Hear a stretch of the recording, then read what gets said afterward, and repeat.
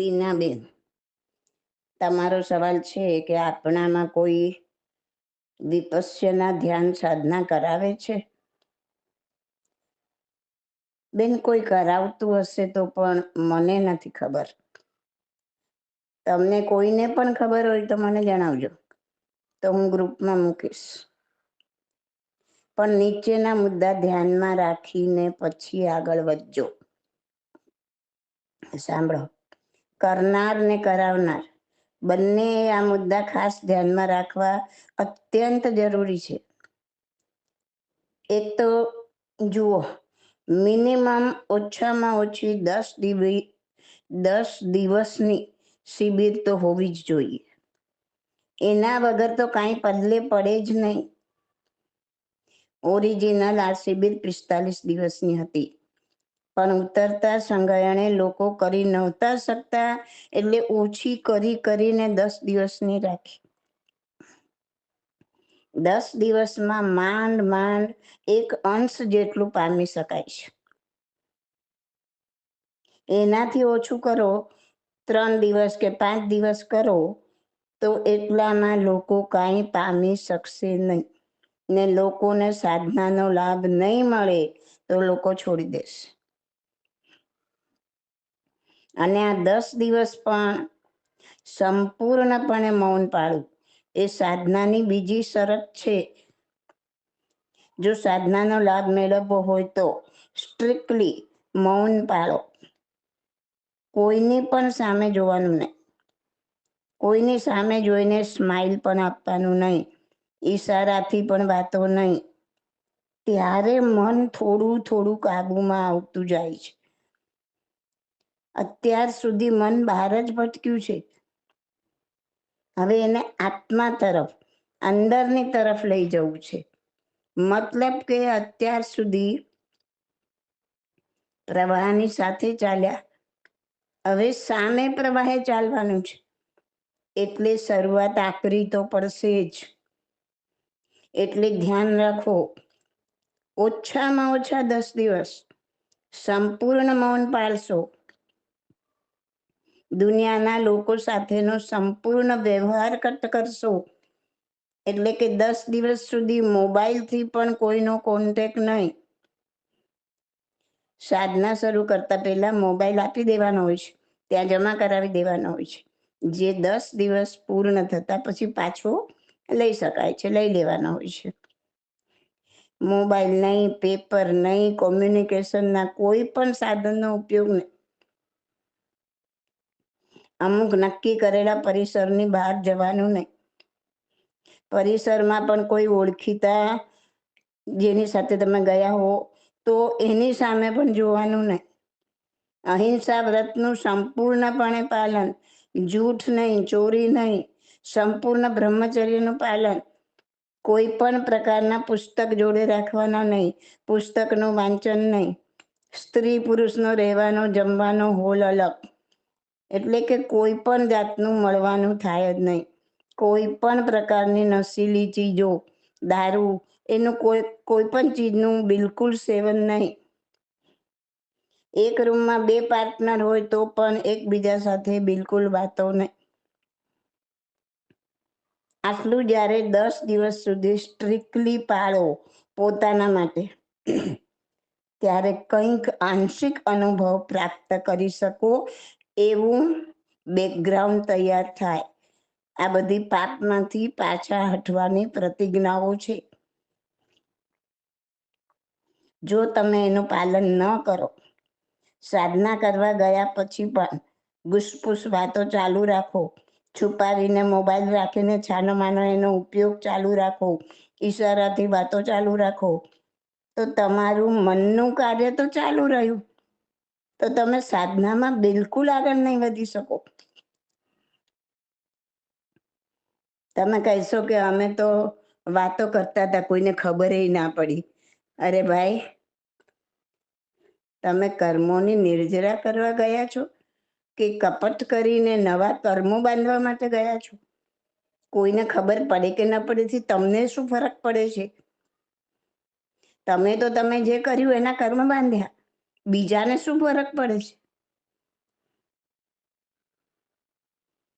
તમે કહેશો કે ના ભાઈ, હા હું આવી રીતના તો રહી જ ના શકું.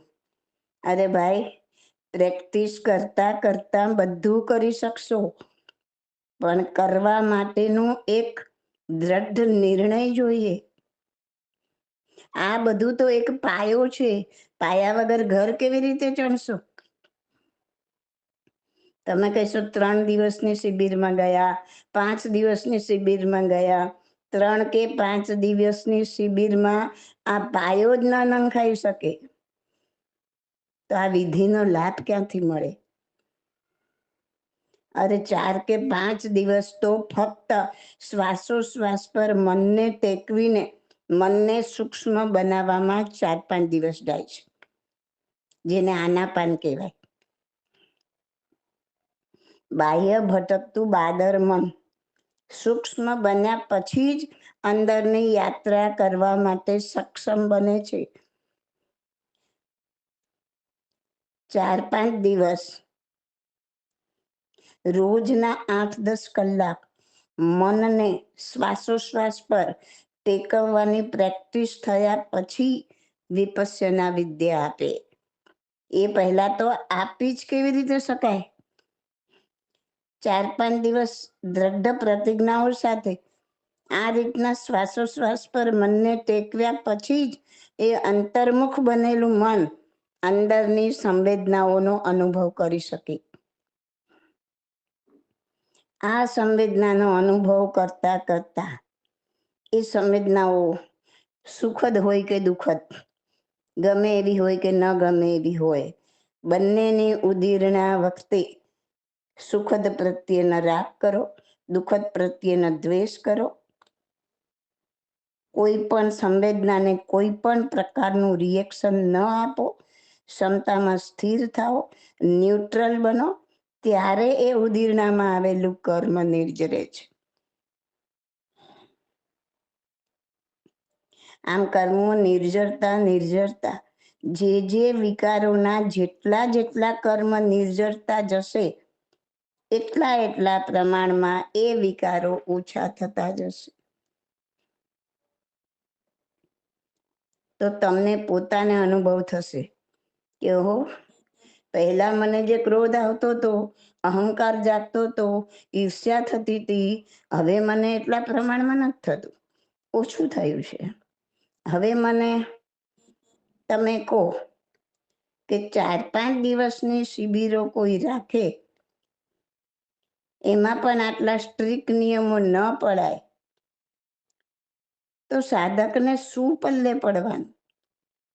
અને આવી 4-5 શિબિરો ભરતા પણ જો સાધકને કોઈ લાભ નહીં થાય તો લોકો છોડી દેશે. પાછા હતા ત્યાં ને ત્યાં 2,500 વર્ષ પછી માંડ હાથમાં આવેલી વિદ્યા, ધ્યાન સાધના પાછી લુપ્ત થઈ જશે. માટે દરેક મહંતો, ભગવંતો બધાને કહું છું કે પહેલા પોતે બરાબર આત્મસાત કરી જેવી છે, જેમ છે તેવી જ તે જ રીતના એના શુદ્ધ સ્વરૂપમાં, એમાં કાંઈ પણ વધઘટ કર્યા વગર, કાંઈ પણ ભેળસેળ કર્યા વગર અપનાવો અને સાધકોને શીખવાડો તો જરૂર એનો લાભ પ્રાપ્ત થશે. બહુ ટોળાની અપેક્ષા નહીં રાખતા. ભલે 4-5 જણ જ તૈયાર થાય, પણ આ વિદ્યા જે સ્વરૂપમાં છે તે સ્વરૂપમાં લેવા માટે ભલે 4-5 જણ જ તૈયાર થાય, પણ એ 4-5 તો પામશે. અને એ 4-5 પામશે તો બીજા 4-5 ને પમાડશે. 1-2, 10-10 દિવસની શિબિર કર્યા પછી ભલે તમે 10 દિવસની શિબિર કરી હોય અને ફક્ત એના માટે જ તમે 1 દિવસની કે 3 દિવસની એમ શિબિર યોજી શકો, પણ એક વખત તો આ 10 દિવસની શિબિર કરવી જ જોઈએ, તો જ એનો પાયો નંખાય. જેને 10 દિવસની એક પણ શિબિર નથી કરી, એના માટે 2-4 દિવસની શિબિર યોજવાનો કોઈ અર્થ જ નથી. જે સ્ટ્રિક્ટ નિયમો પાળે કે પળાવે નહીં, એના માટે પણ શિબિર યોજવાનો કોઈ અર્થ નથી. હંમેશ યાદ રાખો કે જે વસ્તુનો લાભ ન મળે તે વસ્તુ છૂટી જાય. એટલે અમુક ટેલેન્ટેડ વ્યક્તિઓ, મહંતો, ભગવંતો પૂરેપૂરી ટ્રેનિંગ લઈ આત્મસાત કરી પોતે પહેલા, પછી ચાલુ કરો તો અનેક જૈનો આ ધ્યાન સાધનાનો લાભ મેળવી શકશે પોતાના જ ઘર આંગણે, ક્યાંય ગયા વગર. આવી મિનિમમ 10 દિવસની કોઈ શિબિર આપણામાં ચાલુ થાય તો મને જરૂર જણાવજો. જેને પણ ખબર પડે કે આવી 10 દિવસની શિબિરો ચાલુ થઈ છે તો મને જરૂર જણાવજો. હું તો ઈચ્છું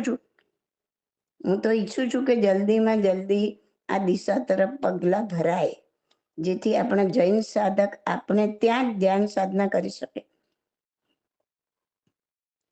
ઘણા કહે છે ને કે મેં તો 4-5 શિબિર કરી છે, મને તો કોઈ ફરક લાગતો નથી. એના ઘણા કારણો હોઈ શકે. એક તો પોતે નિયમોને સ્ટ્રિક્ટપણે પાડ્યા નથી, તો પણ એવું બને. એક વખત શિબિર કરીને આવ્યા પછી દરરોજ એની પ્રેક્ટિસ ચાલુ રાખી નથી. જેમ પાયા વગરનું ઘર ન ચણાય, એમ ફક્ત પાયો નાખીને છોડી દો તો પણ ઘર ન ચણાય. બીજું, ફલાણાને તો આમ થાય છે ને મને નથી થતું, એને તો આવા સેન્સેશન થાય છે, મને નથી થતા. એવી કોઈ પણ પ્રકારની સરખામણી કરવાની નથી. નો કમ્પેરિઝન. પરનું એટલે કે બીજાનું કાંઈ પણ વિચારવાનું જ નથી. એને જે થાય છે તે એના માટે આ ક્ષણની સચ્ચાઈ છે. મને જે થાય છે તે મારા માટે આ ક્ષણની સચ્ચાઈ છે. અગર મને કાંઈ નથી થતું તો એ પણ મારા માટે આ ક્ષણની સચ્ચાઈ છે. આ સચ્ચાઈને સ્વીકારો તો સાધના થશે. જો બીજાનો વિચારશો તો 10 દિવસ શું 10 મહિના બેસી રહેશો ને તો પણ કાંઈ પ્રાપ્ત નહીં થાય. અને ખાસ બિલકુલ અપેક્ષા રહિત કરો. બસ હવે તો મને સંવેદના ઉત્પન્ન થવી જ જોઈએ, આજ તો મને ફલાણું થવું જ જોઈએ, એવી કોઈ પણ જાતની અપેક્ષા આવી ગઈ ને તો કાંઈ જ નહીં થાય. સાધનામાં આગળ નહીં વધી શકો. આવા તો ઘણા બધા ફેક્ટર્સ છે. જેમ જેમ આગળ વધતા જશો ને ઘણા અનુભવ થતા જશે. દરેકના અનુભવ અલગ હોય.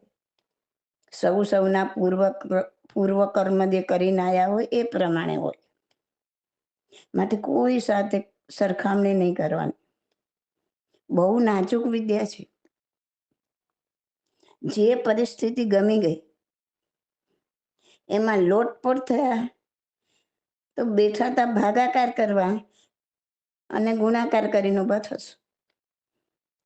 એટલે હું દરેકને કહું છું, 10 દિવસની વિપસ્સના શિબિરમાં જઈ પરફેક્ટ વિધિ શીખ્યા પછી જ ઘરે કરજો. પહેલાના રાજા મહારાજાઓ તીર્થંકરો ઘર બાર, રાજમહેલ, કુટુંબ, કબીલો, દેરાસર, ઉપાશ્રય બધું જ છોડીને કેમ જંગલમાં જતા રહેતા હતા અને જઈને એકલા ગુફામાં રહેતા હતા. આ નિયમો તો જ પાડી શકાય, તો જ પાપોમાંથી પાછા હટી શકાય, તો જ મૌન ધ્યાનની સાધના થઈ શકે, તો જ આત્માનો આનંદ પામી શકાય. એકવાર આત્માનો આનંદ ચાખ્યા પછી દુન્યવી આનંદ ફીકો લાગશે, પણ વાતોથી પેટ નહીં ભરાય. કરો તો જ અનુભવને પામો. એક ભાઈ મને લખે છે કે બેન, બસ હવે તમે તમારો એક ધ્યાનનો વિડીયો બનાવીને મોકલાવી દો. ભાઈ, વિડીયોમાં તમે શું સમજશો? તેમાં તો એટલું જ ખબર પડશે કે સુબોધબેન આંખ બંધ કરીને ધ્યાનની મુદ્રામાં બેઠા છે. બીજું શું ખબર પડશે? ખરેખર કંઈ પામવું હોય ને તો આ ઓડિયોમાં મેં જે સમજાવ્યું છે ને તે સમજો. એક શિબિર 10 દિવસની કરી આવો.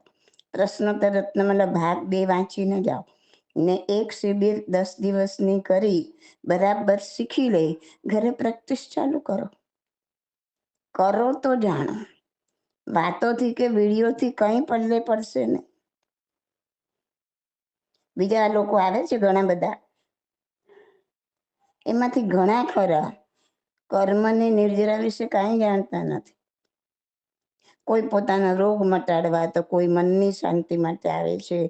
આપણે ફક્ત મનની શાંતિ નહીં, મનના વિકારોને કાઢવાના છે.